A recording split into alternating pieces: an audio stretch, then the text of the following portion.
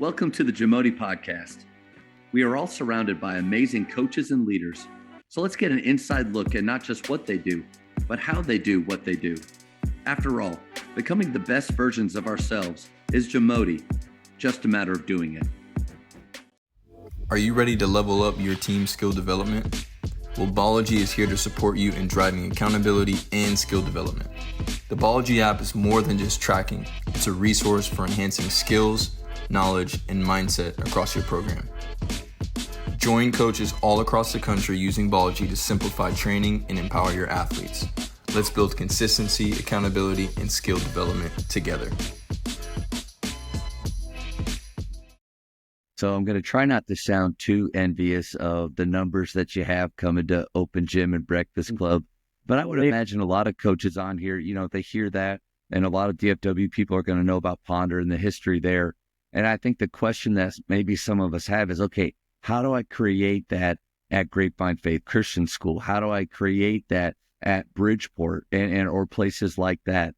And so I'm going to ask you, even though I know you're new at Ponder and you're probably learning every week, more things about the community and the history of the program, but how do we create something like, I think of it like Lipan? That's what, like you drive through Lipan and there's a hoop in every exactly. The gym's open 7 days a week there, like 24 hours a day. So how do we create that, Coach? Part of it is just your availability and your personality. And this was kind of something from Coach Sledge as well. Just if we expect a kid to be a gym rat, then like you as a coach have to be a gym rat yourself. Like you have to be available to open the gym. You have to be willing to be there before and after school. Because, in situations like Bridgeport and here where we got multi-sport athletes, there's only a certain amount of time that they have available to them. If I'm not around, I feel like it's counterproductive and it's not realistic for a kid to just, hey, go get some shots up. Well, where, Coach? In my driveway? No, I'll be there. I'm here in the morning, here after. If I come up and work on the weekends or something, I'll try to, message the guys like kind of high school age and stuff and message him and say, hey, I'm going to be up there for a couple hours working. If y'all want to come up and shoot, come on, I'll be here. I'll open the door for you and stuff. So I think it's really important. Like a coach just has to be a gym rat if they want their players to be a gym rat. I think those are some really good ideas. And I think you're right on the money with the availability.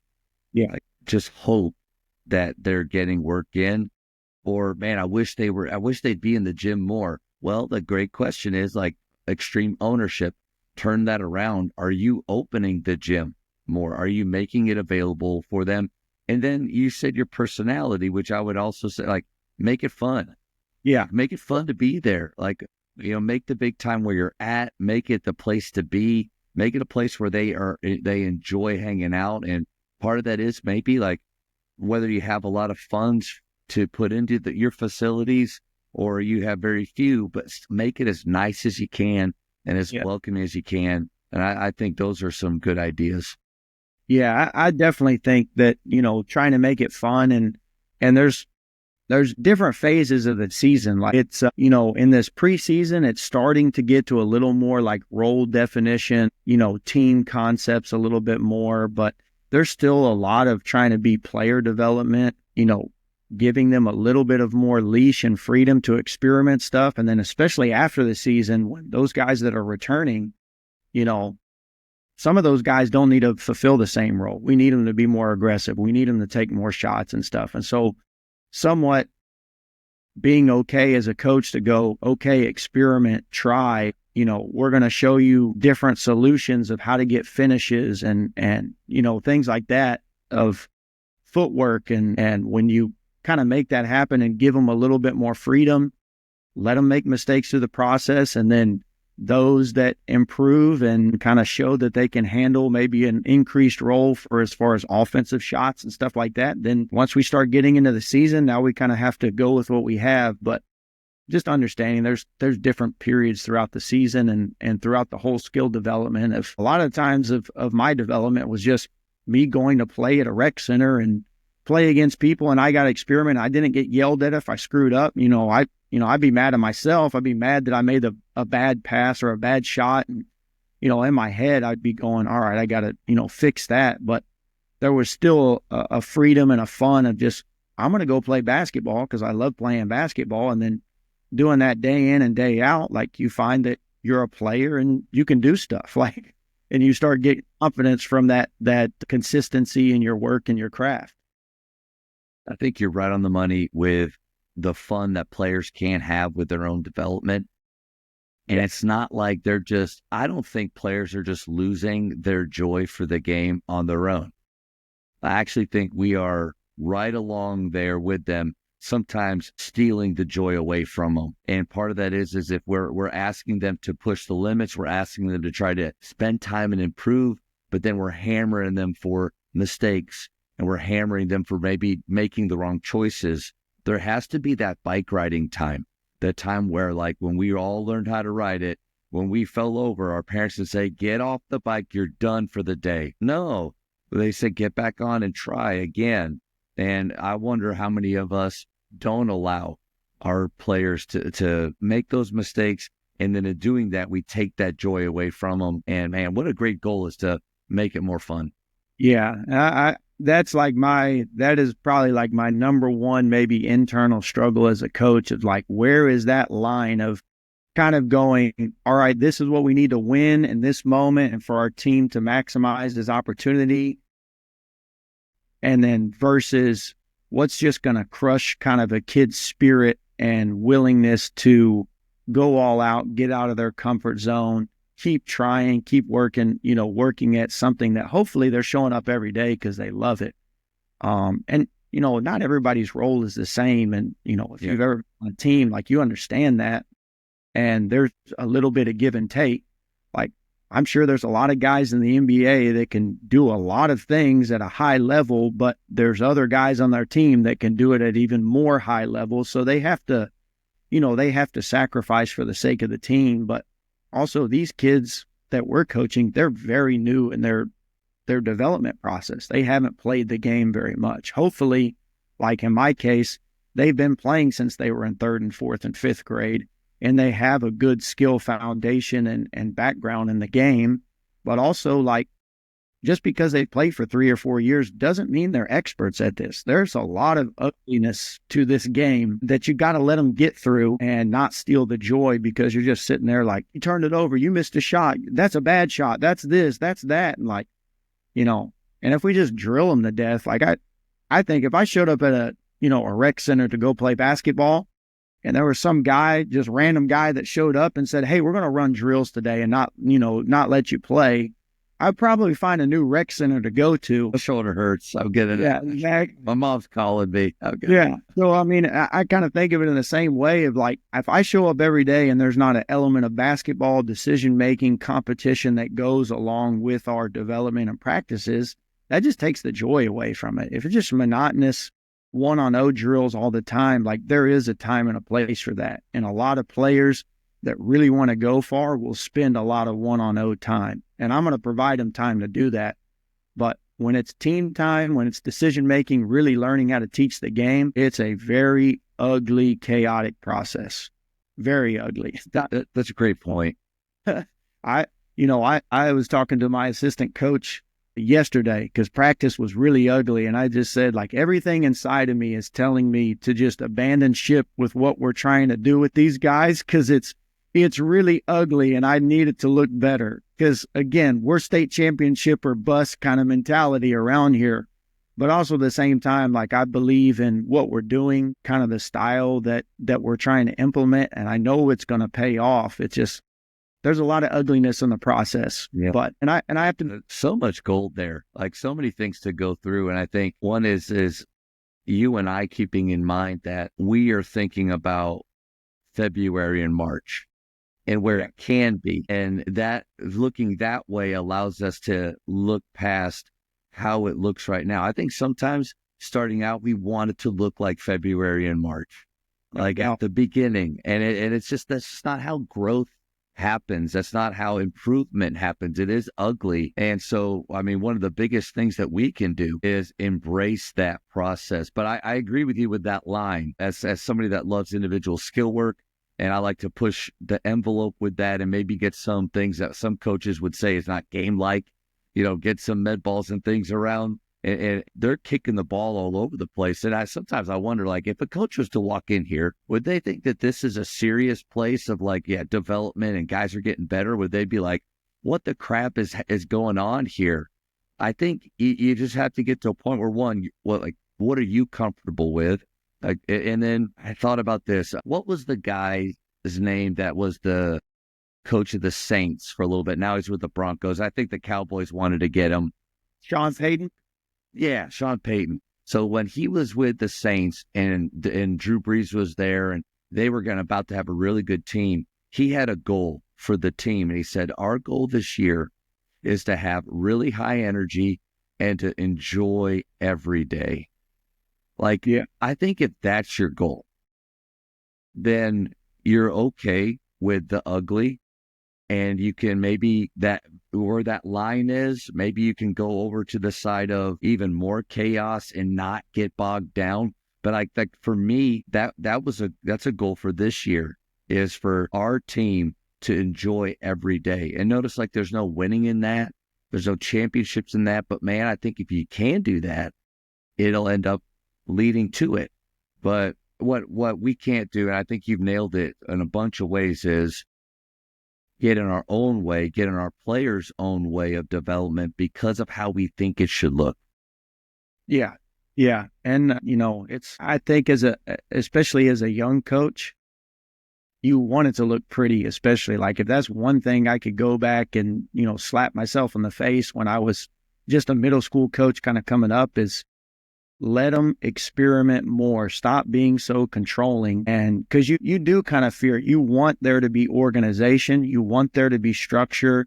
You want to have discipline, you're young and you're also trying to come off as you know what you're doing and all that stuff. But I think you really have to let some of the control go.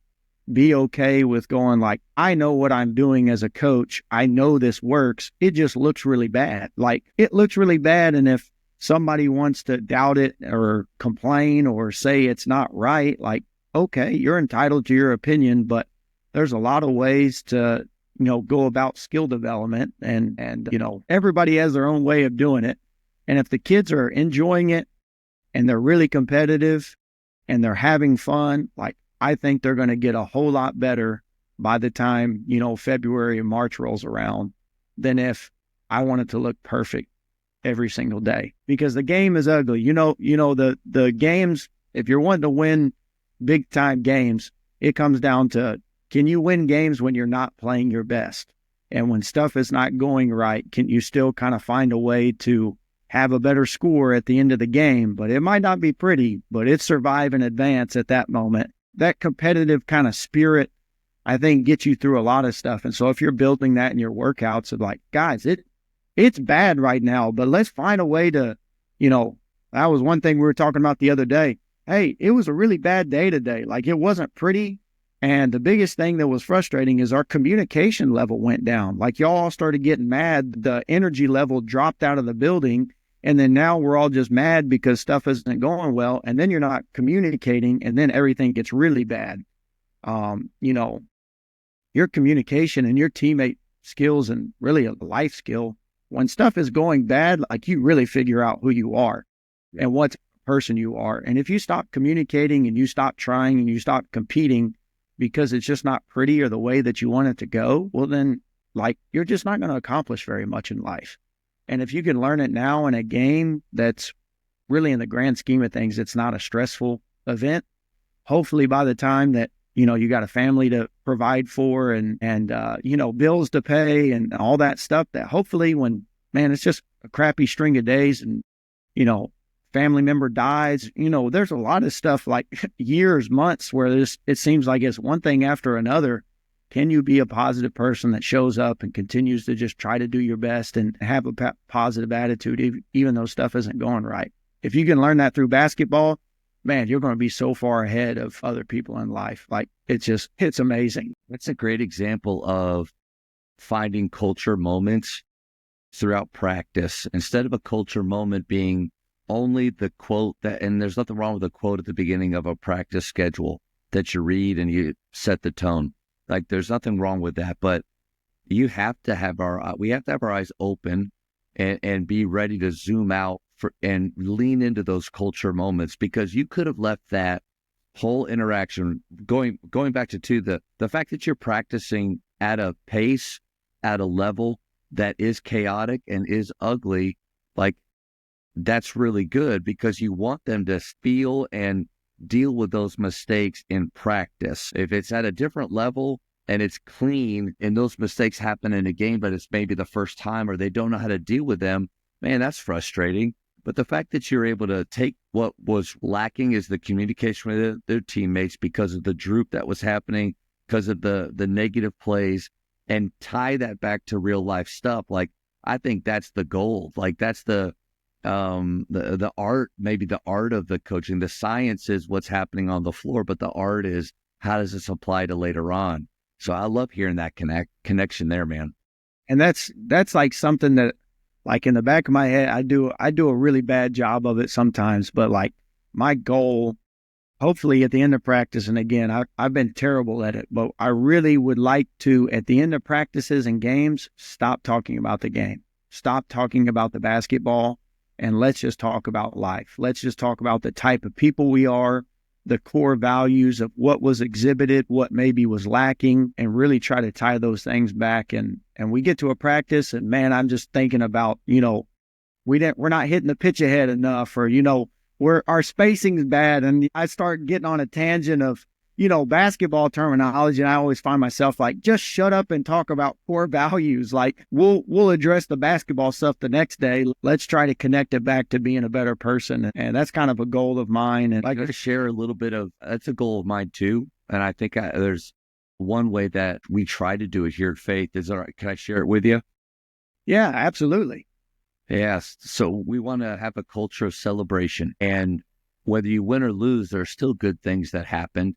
At the end of a practice, whether it was an A, B, C, or D practice, there's still good things. So to get me off of the basketball part, I just simply ask, hey, what celebrations do you have? They know that the celebrations aren't just what happens on the floor with the ball, but it can also be about some of those intangibles, and it can tie right back to our culture. So if excellence is one of our pillars, then, and I say, hey, what celebrations do you have? And let's say little Timmy says, well, I saw Johnny just really going all out at this moment. Well, I can tie that back to excellence. Hey, I love that. That's one of our standards. The thing I love about the celebrations is they just, them celebrating each other lifts me up. Like if I'm in a funk, if I'm frustrated, if I want to nail them in that moment, celebrations takes me out of it to where I can almost like recalibrate. And so that's a way that I think we've been able to do it a little bit. I appreciate that. I'm going to have to put it in some practice. I try to get them to talk a little bit like today, hey, give me your reflection on today's practice, and, give me a positive and a negative, and just to try to hear their input. And I think once they all start kind of, your culture's kind of being put in place and being implemented, when all of the kids somewhat start talking the same, they start having the same verbiage, they start noticing some of the same things that you're noticing or that you've been pointing out to them kind of day in and day out, and they kind of gravitate towards that. I think you kind of start to pick up clues that, okay, we are making a difference, and some of this stuff is starting to set in, which is a good thing to see. No doubt. What we got to be careful about, though, is getting fooled into thinking that our culture is growing or is being shared by our players when only one or two are really they're the outgoing alphas of the group